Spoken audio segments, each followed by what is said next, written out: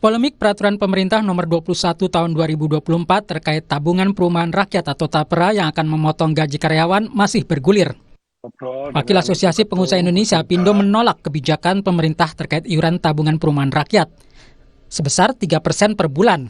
Sani Iskandar menyebut iuran yang sama juga telah dilakukan melalui BPJS Ketenagakerjaan. Yang kita tolak adalah kalau kita itu membayar iuran itu 2 kali untuk hal yang sama. Dalam hal ini adalah untuk tabungan karyawan untuk mendapatkan perumahan. Jadi sebetulnya kita ini mendukung untuk karyawan punya rumah dan segala macam untuk iurannya juga. Namun kalau yang diiur itu 2 kali, tentunya itu kan ya tidak. Dulu standpointnya Apindo jelas, jadi memang kita ini sudah, para pekerja maupun pelaku usaha ini kan sudah mengiur. Itu yang namanya khususnya kalau dikaitkan dengan iuran perumahan rakyat itu adalah iuran BPJS Ketenagakerjaan. Ya. Di mana di situ ada unsur jaminan hari tua, dan di unsur jaminan hari tua itu ada manfaat layanan tambahan. Presiden Asosiasi Pekerja Indonesia Aspek Mira Sumirat menolak pengenaan pemotongan gaji untuk iuran tabungan perumahan rakyat. Mira menilai keputusan pemerintah beban buruh dan tidak melibatkan buruh. Kami juga bingung pemerintah mengeluarkan itu tanpa sepengetahuan stakeholder terkait, membuat keputusan yang justru membebankan pekerja dan buruh. Keputusan membebankan buruh dan tidak melibatkan buruh, ini kan aneh. Sebelumnya Presiden Joko Widodo mengklaim aturan gaji karyawan yang dipotong 3% untuk simpanan tabungan perumahan rakyat sudah dihitung baik-baik. Ya, semuanya dihitung lah. Biasa dalam kebijakan yang baru itu pasti masyarakat juga ikut berhitung, mampu atau nggak mampu, berat atau nggak berat. Seperti dulu waktu BPJS di luar yang BPI yang gratis 96 juta kan juga rame, tapi setelah berjalan kan saya kira merasakan manfaatnya bahwa rumah sakit tidak dipungut biaya, hal-hal seperti itu yang akan dirasakan setelah berjalan. Kalau belum biasanya pro dan kontra. Menteri Pekerjaan Umum dan Perumahan Rakyat PUPR Basuki Hadi Mulyono menanggapi soal aturan gaji karyawan yang dipotong untuk iuran tabungan perumahan rakyat. Basuki menjelaskan, gaji pekerja yang dipotong tidak hilang begitu saja namun jadi simpanan untuk bangun rumah. Kalau menurut saya yang dulu TAPERA itu tabungan, bukan dipotong terus hilang. Itu tabungan anggota untuk nanti dia mendapatkan bantuan untuk membangun rumahnya. Itu sudah sejak 5 tahun lalu. Kebijakan baru pemerintah soal tabungan.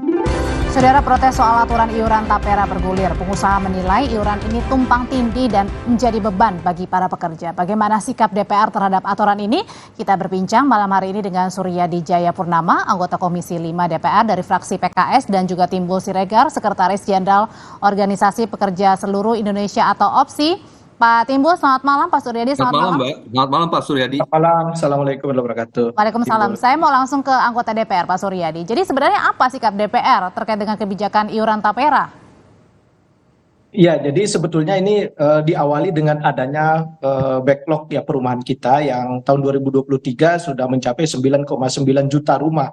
Kita kekurangan rumah. Nah, atas dasar itu kemudian dicoba cari opsi-opsi bagaimana caranya agar perumahan ini bisa terpenuhi. Salah satunya adalah TAPERA. Nah, yang justru mengagetkan kami adalah kebijakan ini justru keluar dari semangat awal untuk mereka-mereka yang belum punya rumah. Ternyata dalam PP justru mewajibkan seluruh pekerja dan juga pekerja mandiri diwajibkan menjadi peserta TAPERA. Padahal mereka bisa jadi sudah punya rumah atau bahkan sedang mencicil rumah, tapi disuruh untuk menabung ya untuk perumahan ini, dan itu bisa diambil nanti setelah usia 58 tahun. Ya, justru ini yang menjadi fokus kami, sehingga memang perlu dievaluasi agar kembalikan dari TAPERA ini untuk memenuhi mereka yang belum punya rumah. Jadi dalam waktu dekat Pak Suryadi, apakah DPR ini akan memanggil pemerintah untuk membahas soal ini? Ya, saya kira ini penting, nanti akan segera kita panggil pihak terkait untuk menjelaskan, dan kalau perlu kita coba pertimbangan ulang agar PP ini ditinjau ulang, walaupun sebetulnya PP ini kan sudah berlaku tahun 2020. Ya, hanya saja ada revisi di tahun 2024 ini. Jadi ini akan dilakukan oleh DPR. Oke, salah satu tadi yang dinilai berat begitu ya oleh Pak Suryadi adalah tadi ya, pada saat nabung baru bisa dicairkan untuk membeli rumah di atas usia 50. Artinya saya membayangkan nih 58 kalau tahun. kenapa? Pas Di usia 58 tahun. di usia 58 tahun, saya membayangkan kalau 58 tahun keluar uangnya, terus kemudian kita harus cicil dari awal lagi, bukankah itu hitung-hitungannya gimana, Pak Timbul Siregar? Ini jadi setuju apa enggak nih organisasi pekerja seluruh Indonesia, terutama tadi soal hitung-hitungan boleh diambil di atas usia 58 tahun? Ya, jadi memang sejak 2016, sejak lahirnya Undang-Undang Tapera, Tabungan Perumahan Rakyat nomor 4 tahun 2016 itu sudah polemik. Sehingga pembuatan PP-nya itu kan tertunda sampai 2020. Nah, 2020 juga di pasal 68 kan ditunda untuk pekerja swasta ke tahun 2027 karena memang mengandung polemik. Jadi begini, saya mau katakan sumber masalah itu ya di undang-undang itu, bukan di PP. Pasal 7 Undang-Undang 4 2016 dengan sangat jelas pekerja formal itu wajib. Pasal 7, pasal 9 juga didaftarkan. Pasal 18 pemberi kerja wajib membayarkan iurannya. Nah, mengenai 2,5% dan 0,5% yang dibayar pekerja dan pemberi kerja itu baru diatur di PP. Jadi kalau nanti masalahnya ditumpahkan kepada PP itu nggak tepat. Karena PP mengacu pada pasal 7, pasal 9, dan pasal 18 yang mewajibkan pekerja membayar dan menjadi peserta wajib.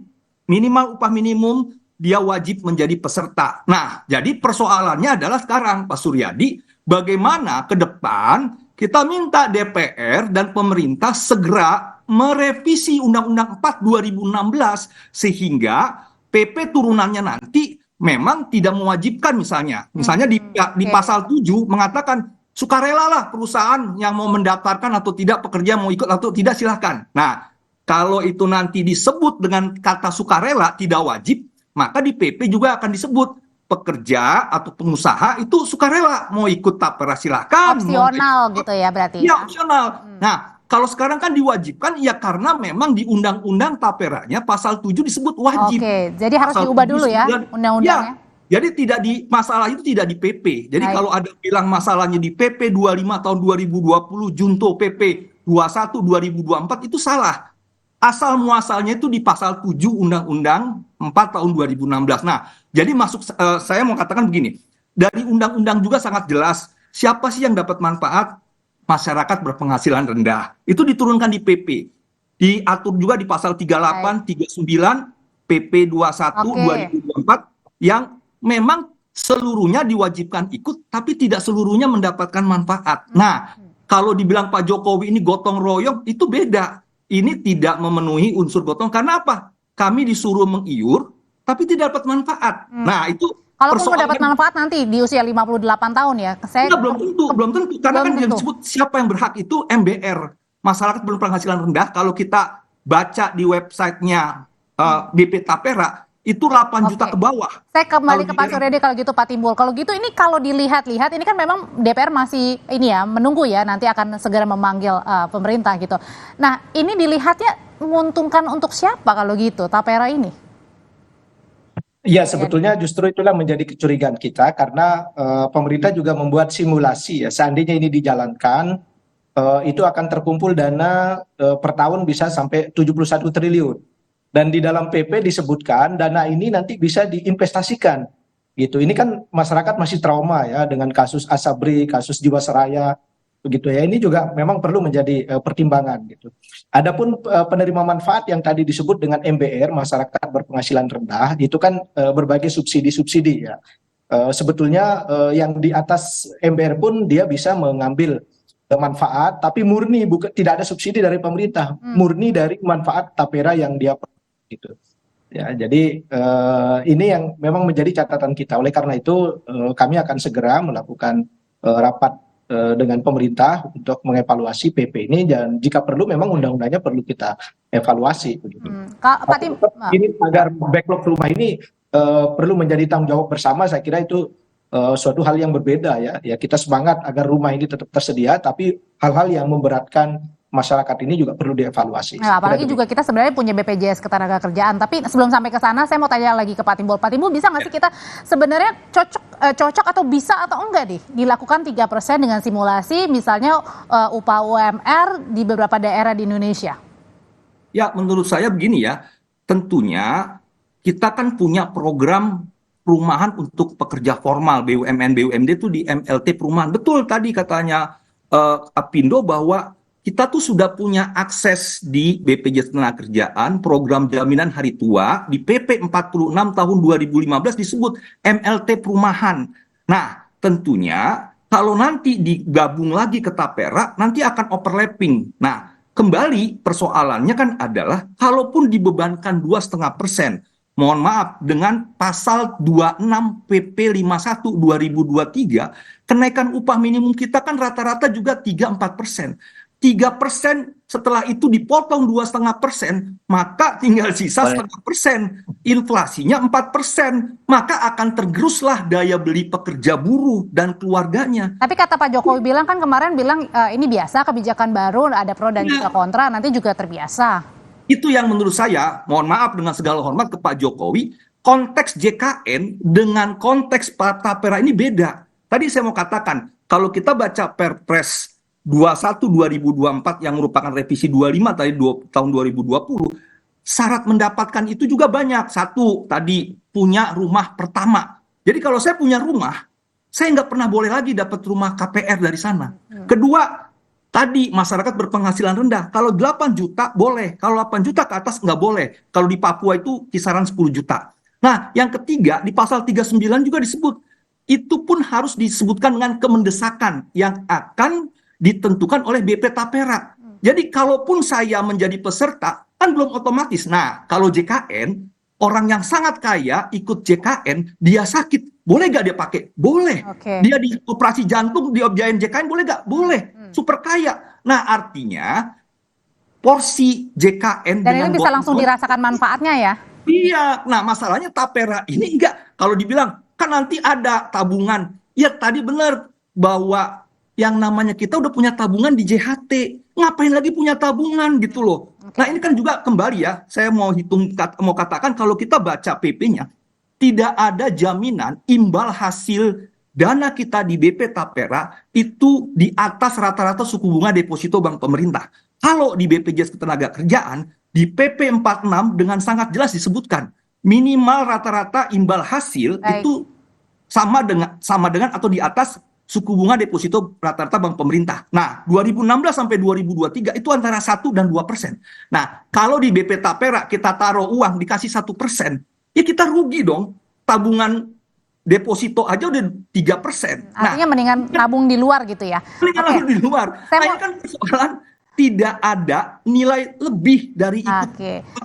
Oke, saya mau nanya lagi ke Pak Suryadi. Kalau gitu, apa nanti kira-kira poin yang harus menjadi catatan?